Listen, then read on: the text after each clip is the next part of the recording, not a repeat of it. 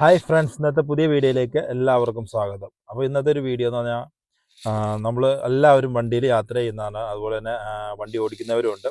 അപ്പോൾ ഞാനൊരു വീഡിയോ കാണാൻ ഇടയായി. അപ്പോൾ അതിൽ നമ്മൾ മോട്ടോർ വെഹിക്കിൾ ഡിപ്പാർട്ട്മെൻറ്റിൻ്റെ ആൾ സീറ്റ് ബെൽറ്റിനെ കുറിച്ചൊരു നല്ല ഡീറ്റെയിൽ ക്ലാസ് എടുത്ത് കൊടുക്കുന്നുണ്ട്. അപ്പോൾ ആ വീഡിയോ ഞാൻ കണ്ടു. അപ്പോൾ ഈ വീഡിയോ ഒന്ന് നിങ്ങൾക്ക് എല്ലാവർക്കും ഒന്ന് ഷെയർ ചെയ്യാം, നിങ്ങൾക്ക് എല്ലാവർക്കും കാണാത്തവരുണ്ടെങ്കിൽ ഒന്ന് കാണാൻ വേണ്ടി ഒന്ന് ഷെയർ ചെയ്യാമെന്ന് വെച്ചാണ്.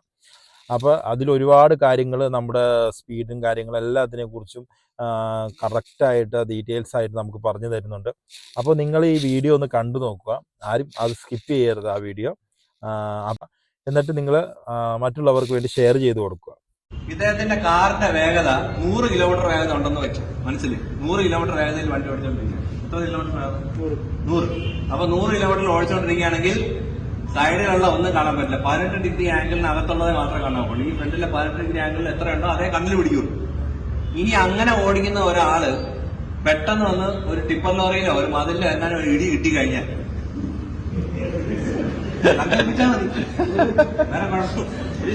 അല്ല ഇടിച്ചു കഴിഞ്ഞല്ലേ ഞാൻ വിട്ട് ഇനി വിടാൻ പറ്റില്ല, പിടിച്ചോ.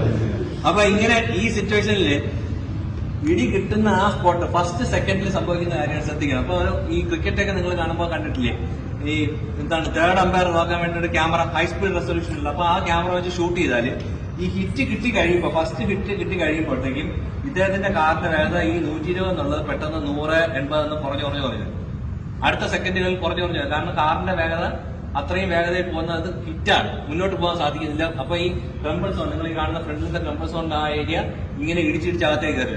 ഇവിടെ ന്യൂട്ടൺസ് സെക്കൻഡ് ലോ, ഇദ്ദേഹത്തിന്റെ വേഗത 120 ആണ്, കാറിന്റെ വേഗത 120 ആണെങ്കിൽ ശരിയല്ലേ? ഒരേ വേഗതയിൽ സഞ്ചരിക്കുന്ന അതിനകത്തിരിക്കുന്ന എല്ലാത്തിനും ഒരേ വേഗതയിൽ. ഇപ്പൊ പ്രശ്നം എന്താ സംഭവിച്ചത്? സീറ്റ് ബെൽറ്റ് ഇടാത്ത കാരണം കാറിന്റെ വേഗത കുറഞ്ഞോളൂ, ഇദ്ദേഹത്തിന്റെ വേഗത കുറഞ്ഞില്ല. അപ്പൊ എന്ത് സംഭവിക്കും? റിലേറ്റീവ് മോഷൻ അല്ലേ, റിലേറ്റീവ് മോഷൻ. അപ്പൊ ഇരിക്കുന്ന സീറ്റിൽ തനിയെ ഇങ്ങനെ പൊങ്ങി നേരെ മുന്നോട്ട് പോയിട്ട് ഈ ടെമ്പിൾ പോയിന്റ് എന്ന ഭാഗം ഫ്രണ്ട് വിൻഷി ഗ്ലാസിൽ പോയി. നിങ്ങൾക്കറിയാം വിൻഷി ഗ്ലാസ് നല്ല ടഫൻഡ് ഗ്ലാസ് ആണ്, ലാമിനേറ്റഡ് ആയിട്ട് ഡിസൈൻ ചെയ്തതാണ്, പെട്ടെന്ന് പൊട്ടത്തില്ല. ആദ്യം കിട്ടുന്ന ഇടിയിൽ തന്നെ ഈ ഇടി ഇവിടെ ഇങ്ങനെ കിട്ടുമ്പോൾ തന്നെ തലച്ചോറിനകത്തേക്ക് ആ ഫോഴ്സ് അത്രയും കയറുമ്പോൾ തലച്ചോറ് കൊളാപ്സ് ആവും, ആളപ്പോഴേ മരിക്കും, കോമ സ്റ്റേജിലായി.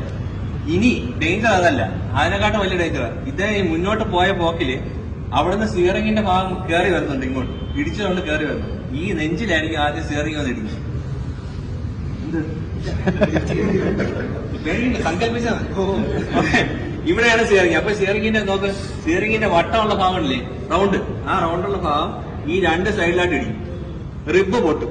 ശ്രദ്ധിക്കേണ്ട കാര്യം, വാരിയലുകൾക്ക് പൊട്ടലേറ്റാൽ അകത്തേക്കാണ് പൊട്ടുക, പുറത്തേക്കല്ല പൊട്ടുക. ഇടി കിട്ടുന്ന കഴിഞ്ഞാൽ പൊട്ടി അകത്തേക്കേ പോവാം. അങ്ങനെ അകത്തേക്ക് പോയാല് കരളിലേക്കും ഹൃദയത്തിലേക്കും ആയിരിക്കും ഓടിച്ച് കുത്തിക്കാറ്. ഇന്റേണൽ ബ്ലീഡിങ്, അതായത് അകത്തുള്ള ആ ഓർഗനകത്തെല്ലാം ബ്ലീഡിങ് വന്നിട്ട് എപ്പോഴാണോ നമ്മൾ പുറത്തിറക്കാൻ വേണ്ടി വലിച്ച് താഴെ ഇടുന്നത് അപ്പോഴാണ് വായിക്കൂടെ ബ്ലഡ് വരും. അതുവരെ നമ്മൾ അറിയില്ല ഇന്റേണൽ ബ്ലീഡിങ് നടന്ന കാര്യം. കുഴപ്പമൊന്നുമില്ല. ഓക്കെ, അപ്പൊ ഇതാണ് സംഭവിക്കുക. ഇനി സീറ്റ് ബെൽറ്റ് ഇട്ടാലോ?